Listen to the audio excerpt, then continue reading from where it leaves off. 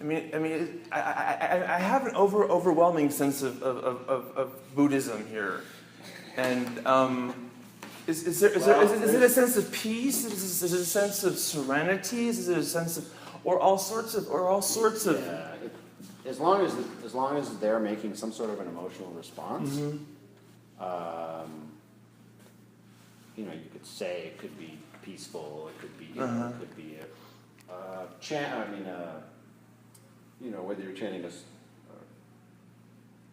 koan, is that the right word? Or anyway, there is some Asian influence, but I'm mostly just interested in the viewer having some sort of emotional response, some connection somewhere. So, but I'm not making it easy on them necessarily. Right. Yeah. Yeah, I had a thought of, that connected the two. So you're creating an emotional response from them, but the pieces themselves are essentially alive. So, well, they're not literal. But not literal. But they give a sense that there's something about them that has a life of their own. So you're conveying a meaning, and it's made more authentically so because they have, you're going back to the original idea. You're creating objects that have even though they're locked, they're somewhere out there in space and time that we don't know really where. They have these marks that convey to us that they have their own. They did at one point have their own being. So they tell us at one point they conveyed their own. They had their own. I mean, that's what the sculptures are coming really to life to me. Like, I'm not hallucinating, but I'm really seeing. What I'm seeing is a sculpture that I've already suggested is kind of locked outside of space and time. Is no longer kind of in our sphere, is no longer in our reality, but still, it has its mark. It's still, but that being is still there. Its being is still there. That to a certain extent, it's not washed away. Like in the desert, those fissures are not washed away. They're still there. You know what I mean? They're still there. They didn't. A rainstorm didn't wash and take them away. They're still there. So what can they tell us? I think whenever you talk about ceramic work, there's a historical element. Maybe that has something to do with what you're talking about. Okay. So if you take a ceramic piece, say that's several hundred or several thousand years old, it's no longer in the society that was created in. Right. So it has a certain separate nature from everything else. Okay. In and of itself. So you can only really view it as the object you're looking at now because you have no context, no way to really relate to that previous society. Or that previous reality. Right. Okay. Well, that's what I'm going for. Yeah. Yeah. Sure. So well, that's the aesthetics of it.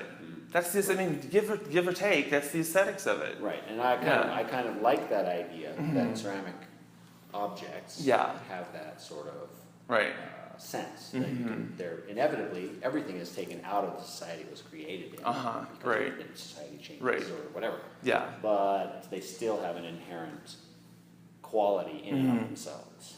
I love it. And that encapsulates what I'm trying to say is that your pieces do even though they're not old, even though your pieces are not old, they have that because you've created their own this language that has essentially done that. And you may laugh when I say taken out of our reality and place them in their own reality, but because you've given them that language, that's what you've done. Right. And that's what you've manifest with this language of the fissures, of the moss, of the marks, of these, you've taken them out of the 21st century Salt Lake City context and created essentially, it reminds me of, there's one artist that you remind me of, and that's Paul Vincent Bernard. Okay. You remind me of him. His work kind of exists on its own plane. It has its own, it kind of creates its own temporality and its own geography. Your work kind of creates its own temporality and its own geography, its own reality.